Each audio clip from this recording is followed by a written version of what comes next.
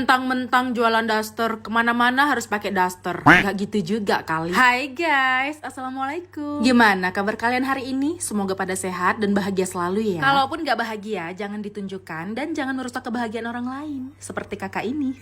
Jadi aku tergelitik sama salah satu komentar netizen yang bunyinya begini. Ya intinya kakak ini nyaranin aku supaya lebih bergaya gitu ya, lebih kayak lebih terlihat seperti ibu-ibu sosialita gitu ya. Dan jangan mentang-mentang sekarang jadi owner daster, jangan dasteran terus gitu ya.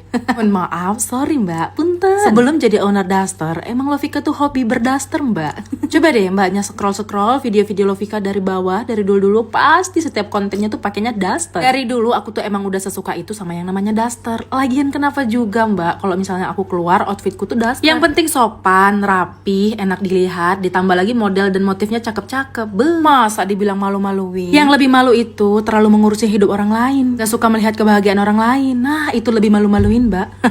Terus juga di komen mbaknya bilang, bertanya sih ya, jatuhnya bertanya, kenapa udah terkenal, udah sukses tapi gak tahu bergaya? Ya jawabannya simple sih ya, karena saya bukan anda. Ya mungkin kalau kamu pantang duit ada langsung mikirin gaya. Tapi maaf ya mbak ya, maaf banget, kita beda. Aku itu sekarang lagi di fase lebih nyaman hidup sederhana dan apa adanya. Karena dulu aku pernah hidup di fase dimana aku lebih mentingin gaya, lebih mentingin penilaian orang lain, tapi malah bikin hidupku ujung-ujungnya lebih sengsara. Nah sekarang di saat dikasih kesempatan kedua sama yang maha kuasaku, pergunakan sebaik-baik. Untuk sekarang aku lebih memilih hidup sederhana, gak mementingkan gaya. Aku lebih fokus untuk mengembangkan usaha dan mengumpulkan asetku supaya ada di mana-mana. Aduh, nanti dihujat lagi, dibilang sombong, dibilang flexing, dibilang butuh pengakuan. Tapi giliran kita sederhana ya dibilang gak tahu gaya.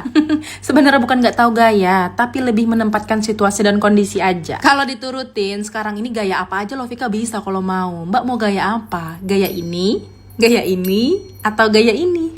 Ya bisa-bisa aja sih, tapi kalau mau. Masalahnya sekarang aku lebih nyaman dengan yang seperti ini. Selagi yang penting bersih, wangi, gak buluk, gak dekil, aman-aman aja lah. Gak pula lah mentang-mentang kita udah sukses, gaya kita harus melebihi artis ibu kota. Lagian kenapa sih ya pola pikir orang di luar sana tuh harus mengkait-kaitkan kesuksesan dengan penampilan gitu. Ya gak harus gitu juga kan. Lagian aku belum merasa sukses juga, cuman ya alhamdulillah cukup aja gitu. Dan aku udah berprinsip kalaupun kedepannya aku menjadi orang kaya, menjadi orang yang sukses, ya udah jangan ada sesuatu yang berubah dari diriku. Aku tetap menjadi diriku sendiri, tidak berusaha menjadi orang lain untuk disukai. Ya senyamannya aku aja gimana. Masalah apa penilaian dan pandangan orang lain, ya itu urusan dia, urusan hatinya. Cuman ya satu aja sih pesan aku, jangan paksakan pemikiran atau prinsip kamu harus sama dengan orang lain. Biarkan orang lain dengan pilihannya, biarkan orang lain dengan pemikirannya. Jangan paksakan sama, karena kita tidak punya hak untuk mengatur hidup orang lain.